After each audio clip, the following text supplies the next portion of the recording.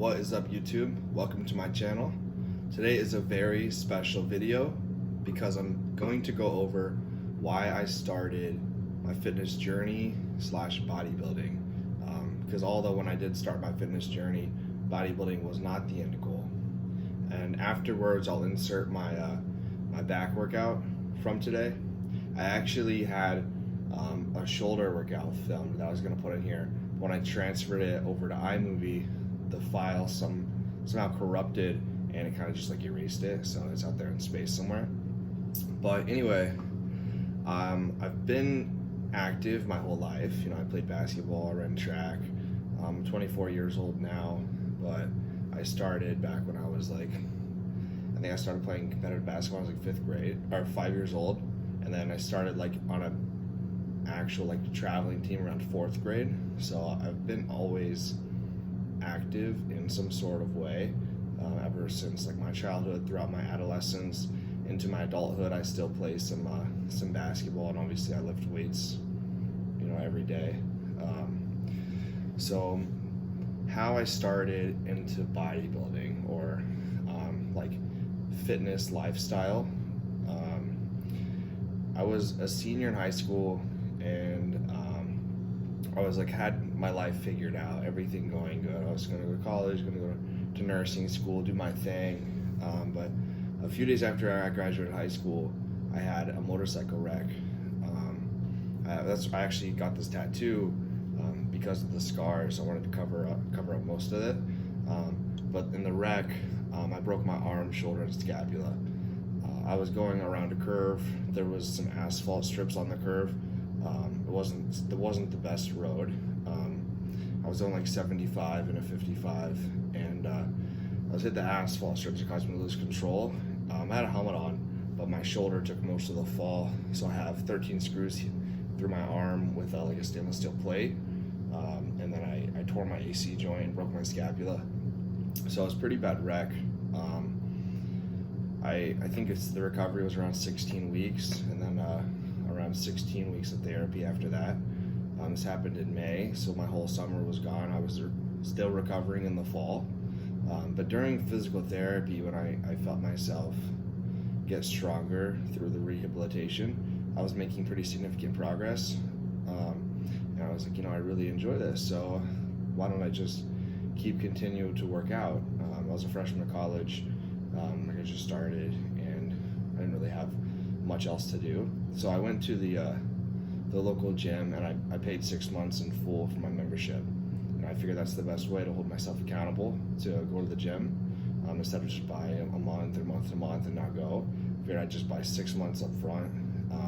And when I went, I kind of wanted to take it serious. Like, I didn't want to waste a lot of time, nor did I even know what I was doing, actually. So I reached out to a close friend who really active in the fitness community, and he trained some people, and I had him do like an online program for me, kind of you know, train this on Monday, this on Tuesday, this on Wednesday, you know, as well as kind of a base diet, and tell me exactly what to eat. He's kind of included some categories of foods that I should include in my diet. But I went really low carb when I first started. You know, it was ketogenic probably for the first 6 months. But of course, you know, since I was new to lifting, I made a lot of gains. But the wreck kind of like, it really inspired me to kind of make something more instead of just go to college and stuff. Because after the wreck, I was so depressed, like through the summer. You know, I'm 18 years old. I can't go out hang with my friends. I can't go do summer things kids would do when school's over. I was just sitting in my recliner at home recovering the best I could. And then through the physical therapy phase, like I was like, you know what, this is like my calling. So I lifted, and within 6 months of lifting, I got called from an agency to be like a professional model for them. And I did that, and then I got kind of called to go to this competition in Los Angeles, where it's like a modeling competition. But there was like a couple hundred competitors, and I actually won, and I had the opportunity to kind of sign with any modeling agency in the world. And that took me out to New York from just the central Illinois.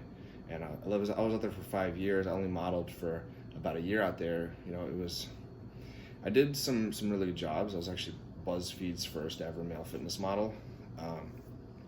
And it wasn't for me, the keeping up with the stigma of how you need to look, like be shredded all the time, ready for photo shoots.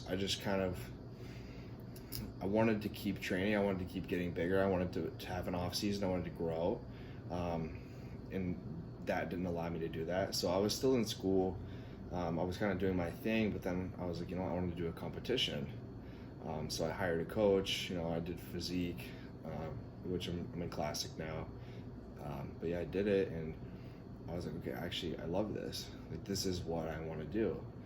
So then on, I was like, okay, I'm gonna put all of my time and energy into this outside of school and, the extracurriculars I was already doing. And that's where I found, my place in bodybuilding. And then from there, it's been an advancement over 6 to 7 years of consistent training. I'm about to turn 25 next month, like a month and a half, September.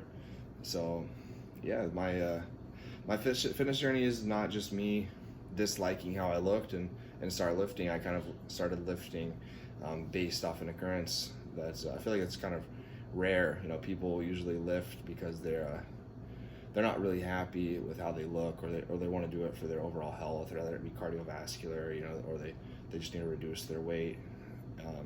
But for myself, yeah, I did it based off of like this depression I had after the wreck, and then kind of like seeing the progress from physical therapy. So I think it's a cool story. I feel like it's could be motivating for people not to give up. But anyway, if anybody has any questions or anything, feel free to reach out. I'm extremely open-minded to people whenever it comes to asking questions, or if they have anything. I like to feel like I'm easy to talk to, and I'll give it to them straight. But anyway, yeah, and let's get into this back workout I did today. So I usually start with something really light, usually like a row or a pull down. Lately I've been liking pulling it down to my chest, facing the opposite way, just to kind of like, it really warms up my biceps, it warms up my shoulders, it warms up my traps, it warms up my lats, my mid back. So all of it gets activated, so it's one of my favorite. So we did that for like 4 sets. I don't even know the rep ranges. I don't think I counted.